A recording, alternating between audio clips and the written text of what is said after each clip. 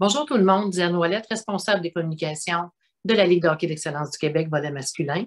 Alors, bonjour à tous et je me permets, en ce début d'année 2022, tout d'abord pour vous souhaiter une excellente année 2022, remplie de liberté, de hockey et surtout de santé. Prenez soin de vous, on va y arriver. En ce début d'année 2022, j'ai le privilège de rencontrer quelqu'un. On a un invité spécial aujourd'hui et je trouve tellement que c'est une belle façon de débuter cette année-là. Donc, c'est un joueur qui a joué pour la LHEQ, évidemment, et qui a aussi gravi les échelons, qui a travaillé très fort, mais qui a eu des résultats extraordinaires. Repêché en deuxième ronde par les Cataractes de Shawinigan en 2018. Repêché en première ronde par les Oilers Edmonton de la Ligue nationale de hockey en 2021. Alors, c'est encore tout chaud. Donc, vous l'avez sûrement deviné, nous avons avec nous Xavier Bourgault. Bonjour Xavier. Bonjour. Je suis très heureuse de te rencontrer et merci d'avoir accepté cette invitation. Xavier, de te retrouver repêché en première ronde en 2021, je présume que c'est un parcours qui a demandé beaucoup de travail, beaucoup d'efforts. Puis on aimerait ça connaître qui est Xavier un peu plus. Comment tu es arrivé à ça? Et tout d'abord, comment le hockey est rentré dans ta vie, Xavier? Comment c'est arrivé ça, cette passion-là? Ça a commencé dès un très jeune âge. Je pense que j'ai commencé à 3 ans et demi. Donc, ça fait longtemps que je joue au hockey. Puis, mon frère avait commencé à jouer au hockey avant moi. Donc, c'est sûr que j'étais déjà un peu dans l'entourage, même si j'étais très jeune. Puis, ça a commencé, c'est mes parents qui venaient porter à l'aréna, déjà quand j'étais jeune. Puis, au début, j'étais pas trop sûr, mais j'ai fini par aimer ça. Puis, maintenant, tout ce que je fais, ça a rapport avec le hockey, l'entraînement. Puis, ça a une grande place dans ma vie. Donc, parce que tu as fallu que tu te rapproches des grands centres pour pouvoir gravir tes échelons. Ouais, c'est sûr que c'est pas très proche, mais j'ai commencé ma première année, puis oui, j'allais au sport-études. Il fallait que je déplace mon école au sport-études à Lévis. Donc, c'était un 45 minutes de voyagement chaque matin, chaque soir. Donc, c'était une organisation pour moi et mes parents. Donc, ça, de ce côté-là, c'est de l'implication, puis c'est de vouloir le faire aussi. Mais quand je pense que quand tu aimes ça, c'est des sacrifices, mais en même temps, c'est des choses que tu veux faire pour devenir un joueur de hockey un jour. Donc, c'est sûr que ça implique de l'implication des parents, puis de moi-même, puis de l'entourage. Mes grands-parents ils ont été là beaucoup pour moi aussi. Donc, c'est sûr que c'est du vouloir beaucoup aussi. Au niveau de ton école, comment ça allait? Parce que quand même, tu Euh, dis 45 minutes de voyage le matin, le soir, donc on parle d'1 h 30, 2 heures de route par jour. Tes résultats scolaires à ce moment-là, comment tu joignais ça? mais ça allait quand même bien pour vrai. C'est 45 minutes d'auto, mais les autres coéquipiers que j'avais, c'était un 45 minutes d'autobus pour eux. Donc, ça revenait un peu au même. Donc, ça allait quand même bien. Ça prend de la discipline. Puis, je pense que une de mes qualités en tant que personne, je suis un gars qui est discipliné. Donc, de ce côté-là, ça allait bien tant à l'école que sur la glace. On dit de toi que tu es quelqu'un de spécial, autant sur la glace que hors glace. Ton entraîneur des Cataractes de Shawinigan a écrit ça dans les journaux. Est-ce que tu peux un peu nous dire qu'est-ce qui fait que Xavier Bourgault, on dit de lui qu'il est spécial? Je pense que dans la vie, je suis une personne assez réservée, mais je pense que des fois, je ne démontre pas tout ce que je pense. Ouais, mais je suis quelqu'un qui est beaucoup une personne travaillante. Puis, comme j'ai dit tantôt, je suis une personne disciplinée puis dédiée au hockey. Donc, j'ai mis beaucoup d'efforts là-dedans. Puis, je pense qu'aujourd'hui, ça rapporte. Puis, c'est vraiment des beaux mots de la part de mon coach aussi. Et à quel moment c'est arrivé dans ta vie vraiment, Xavier, là, que tu as compris là, que ouais, là, il y a une porte qui peut s'ouvrir pour moi? C'est quand ce déclic-là s'est fait? Je pense que quand tu arrives midget 3, c'est ta saison de repêchage au junior majeur, il y a des recruteurs. Puis je pense que c'est vraiment là que j'ai commencé à y croire. J'étais déjà quelqu'un de sérieux et discipliné, mais tu te rapproches encore de ton but. Puis comme aujourd'hui, je suis plus proche de la Ligue nationale que j'étais il y a 4 ans. Donc je pense que je commence vraiment à y croire. Puis je mets tous les efforts possibles pour y arriver un jour. Mais comment ça s'est passé dans ta vie là, quotidiennement? Là, tu es Pee-Wee 2A. À ce moment-là, il y avait du 2A, 3A. Hein. On sait que les catégories ont changé au fil du temps, mais c'est maintenant comparable au M13 relève et M13 3A. Donc, tu arrives dans la structure des Corsaires de Pointe-Lévis à ce moment-là, mais là, comment ça se passe dans ton quotidien?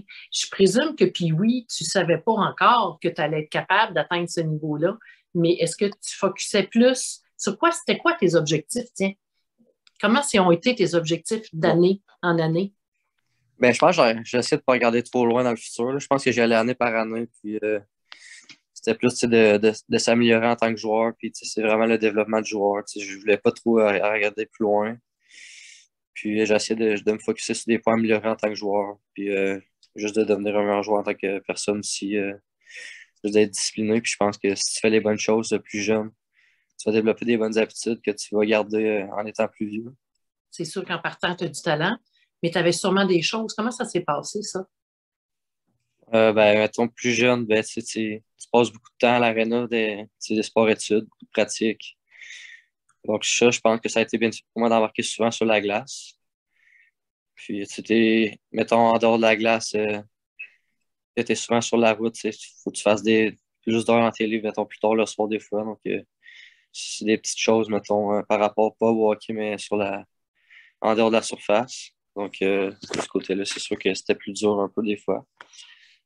Mais je pense que c'est vraiment les pratiques et beaucoup d'heures de glace qui m'ont développé. J'imagine qu'à ce moment-là, tu as dû rajouter aussi l'entraînement en glace. À quel moment c'est arrivé, ça, ton entraînement en glace? L'entraînement en glace, ça a débuté quand même assez jeune. Mais plus sérieusement, je pense que ça a commencé vraiment à ma première année midget. L'été, je demeure à Montréal depuis 4 ans maintenant. Donc, je m'entraîne dans mon agence depuis 4 ans avec vraiment des professionnels. Puis j'ai la chance de côtoyer des joueurs qui jouent en Ligue nationale. Donc, je pense que de ce côté-là, ça m'a vraiment aidé. Puis c'est vraiment là que c'est vraiment devenu sérieux, là, côté entraînement. Alors, disons que je te ramène à ton année Bantam 3, cette année-là où tu as 15 ans. Comment ça s'est passé dans cette année-là principalement? Ben, je me rappelle, j'avais une grosse été d'entraînement, quand tu es jeune, la première affaire, c'est de faire le midget 3, ensuite de faire le junior majeur, puis de faire le midget 3, c'était vraiment gros pour chaque joueur de 15 ans, mais je me rappelle, j'avais une grosse été d'entraînement, puis j'avais un bon camp. Puis j'avais été capable de faire le saut chez midget 3. Donc, c'est sûr que c'était une bel accomplissement pour moi, là. Bantam 2A, au niveau de tes. Juste pour nous ramener un peu à cette époque-là, est-ce que tu étais déjà identifié comme un joueur offensif, très offensif? Est-ce que ton aspect offensif était vraiment connu à ce moment-là? Ouais, je pense que j'étais un excellent joueur, mais j'étais pas le. Je savais que j'avais un bon sens de hockey offensivement, mais je pense que je l'ai développé encore plus dans les années futures après. Mais j'ai tout le temps, j'ai pas fait le PO3 première année, j'ai pas fait le Bantam 3 première année, donc j'ai suivi les étapes. Puis je pense que ça a été un bon développement aussi pour moi, là. Selon toi, c'est un excellent point que tu apportes, Xavier. Selon toi, un joueur qui va avoir ce parcours-là, qu'est-ce que tu as envie de lui dire? Parce que là, c'est sûr qu'ils veulent tous être dans le top tout le temps, être dans le plus haut niveau à chaque année. Qu'est-ce que tu as envie de dire à ces jeunes-là qui pensent comme ça? Mais ouais, ben pour moi aussi, c'était ça de faire la meilleure équipe tout le temps la première année.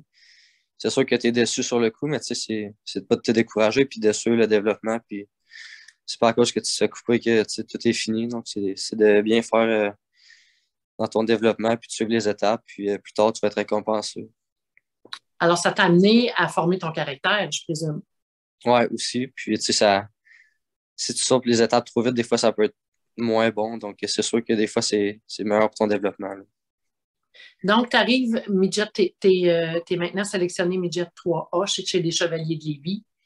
Et là, est-ce qu'à ce moment-là, on savait qu'il fallait que Xavier travaille plus offensivement? C'était quoi tes objectifs quand tu es arrivé au Chevalier de Lévis, midget 3A, et qui est le M18 3 aujourd'hui, là? Ouais, ben, midget, c'est quand même un gros step par rapport au Bantam, là. Je pense que tu vois là, vraiment la différence des fois entre la grosseur des joueurs et tout. Donc, c'est ça, il faut que tu travailles plus, il faut que tu sois plus intense. Puis je pense que pour moi, j'étais bon offensivement, mais c'est de jouer un style plus complet, dans les deux sens de la patinoire. Donc, de ce côté-là, c'était de travailler sur ces deux points-là. J'ai appris aussi que tu étais un joueur qui a appris rapidement à travailler en zone restreinte. Peux-tu nous en parler de ça? Ouais, ben, je pense que c'est une de mes excellentes forces aujourd'hui. Je pense que l'agilité sur patin, Je pense que c'est une de mes forces. Donc, ça me permet de créer de l'espace dans des zones restreintes. Puis c'est des petites choses que je travaillais l'été. Puis avec mes entraîneurs, mettons, de patins, de skills. Donc, ça, c'est des petites choses que tu peux travailler l'été par toi-même. Puis je pense que ça t'aide à amener ça dans une game 5 contre 5. Dans ces expériences-là, Xavier, oui, il y a le Midget 3A, il y a la Ligue de hockey junior majeur du Québec, il y a aussi les équipes Canada. Les équipes Canada qui sont à ta portée. Alors, tu as eu 2 camps. Je crois que tu es allé au U17, puis tu es allé au U20. Peux-tu nous parler de ces expériences-là? Mais ouais, le U17, c'est à mon année de 16 ans dans les Cataractes. J'avais été invité au tournoi à Saint John. Il y avait 3 équipes Canada. Donc, de ce côté-là, ça avait quand même bien été au tournoi. J'avais pas beaucoup de. Pas un grand rôle, mais je faisais ma job, puis ça avait très bien été. Puis, je pense que dans les dernières années, je me suis beaucoup amélioré, puis j'ai eu la chance d'être invité au U20, au camp estival, par la suite au camp d'hiver en décembre. Dernièrement, à Edmonton, on a eu le tournoi qui a malheureusement été annulé, mais je pense que j'ai vraiment apprécié ces moments-là. Puis c'est des souvenirs que je vais me souvenir le restant de ma vie. Puis je suis très fier de ça. Edmonton, là, ta future maison, tu étais presque Ouais, rendu chez toi. Hein? ouais, c'était un beau Mais, moment. ben, je comprends donc, hein, ça doit être une belle rencontre là, pour te préparer vers.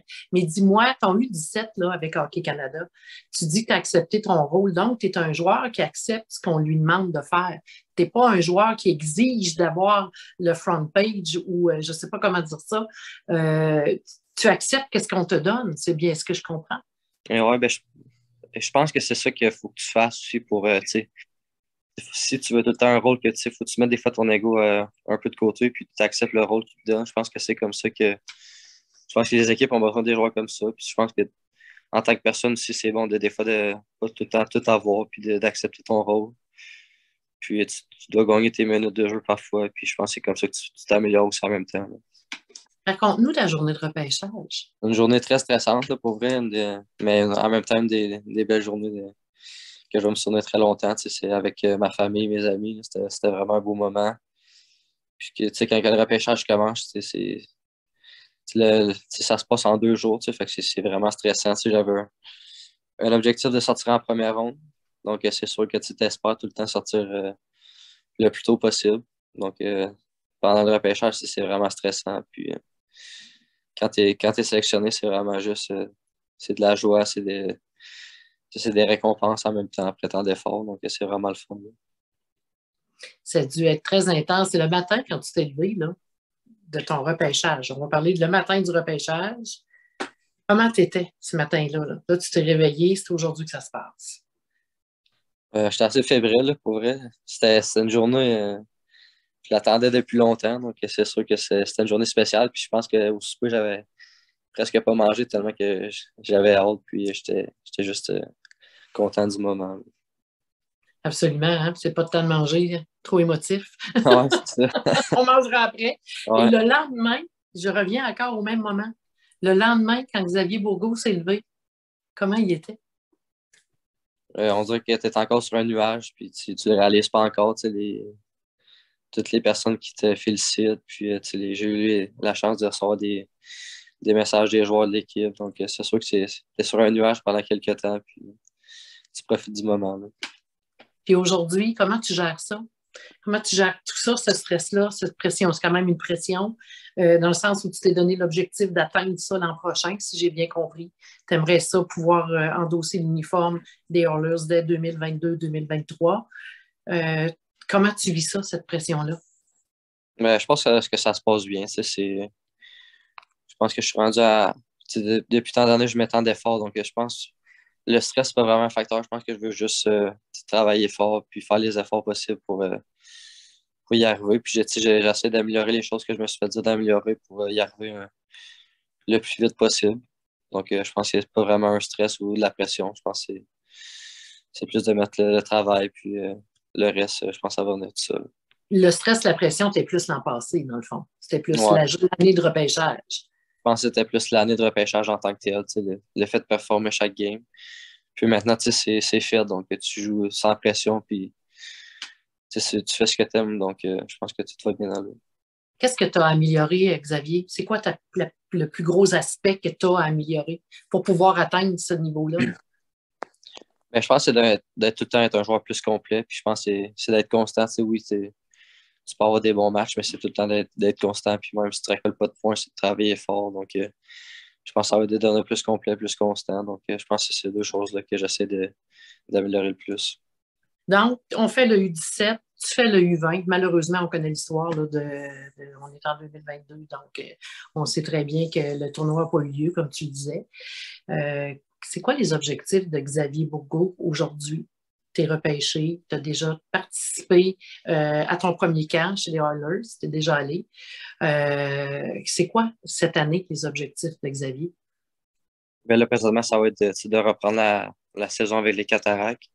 Je pense qu'on a une très bonne équipe, donc c'est pas que ça va être de faire un bon bout de chemin en série, puis d'aider l'équipe à aller vraiment loin pour acquérir de l'expérience. Puis par la suite, ça va être avoir un gros été d'entraînement encore, de focuser sur bon, gagner beaucoup de force, puis pour passer au prochain niveau chez les professionnels.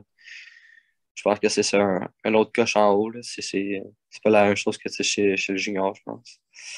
Donc, ça va être de se focuser là-dessus, puis de faire le saut l'année prochaine. Est-ce que tu es prêt? Est-ce que tu es prêt dans le champ proche? Est-ce que tu es proche de ce niveau-là, Xavier? Tu as déjà participé à un premier camp chez les professionnels. Aujourd'hui, Xavier Bourgault, es-tu proche de ce niveau-là? Honnêtement, je vais dire que oui, parce que je pense que l'année passée, mes 2 matchs hors concours que j'ai joué, je pense que ça avait très bien été. Mais il me reste encore beaucoup de choses à améliorer, c'est sûr, mais je pense que je suis vraiment satisfait avec la façon que ça se déroule présentement pour mon développement. Mais c'est sûr qu'il me reste du travail à faire encore pour me rapprocher de mon but. Comment ça a été, Xavier, la rencontre avec McDavid? Comment tu as vécu ça, ce moment-là?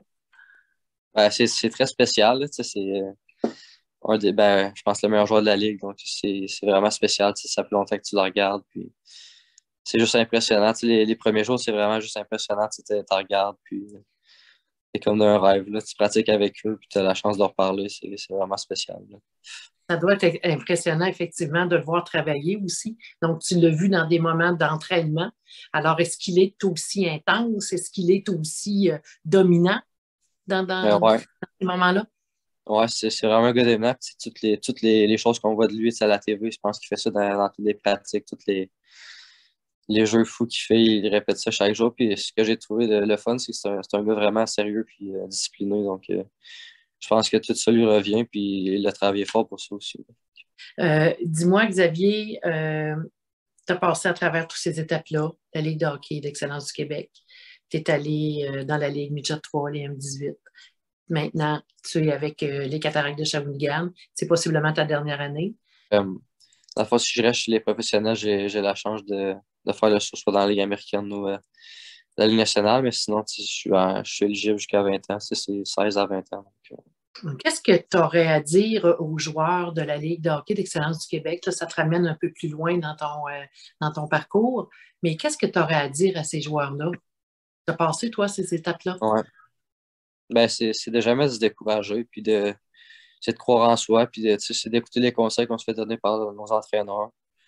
Puis tu suis les étapes, puis je pense que c'est vraiment pas trop de regarder trop loin. Faut que tu te fasses confiance, puis c'est d'être discipliné, puis de travailler fort. Là, puis je pense qu'il y a des bonnes choses qui peuvent arriver pour toi. Là. Xavier, je te remercie infiniment de nous avoir accordé ce temps-là. Je ne sais pas si tu as une dernière chose à dire à tous ces joueurs, athlètes-là qui vont t'écouter éventuellement. Si tu as quelque chose à ajouter. C'est juste de travailler fort, puis faites confiance en ce que les personnes vont vous dire, puis respectez le chemin que vous allez parcourir. Donc, ouais, ça serait ça que j'aurais à dire. Merci encore infiniment d'avoir accepté cette rencontre-là. Alors, c'est sûr que les gens vont être intéressés à suivre ton parcours et on te souhaite la meilleure des chances, une très bonne fin de saison cette année avec les Cataractes. On vous souhaite d'aller loin dans les séries et j'aimerais vraiment pour toi que tu te retrouves chez les professionnels l'an prochain. On te le souhaite. Merci beaucoup. Merci beaucoup.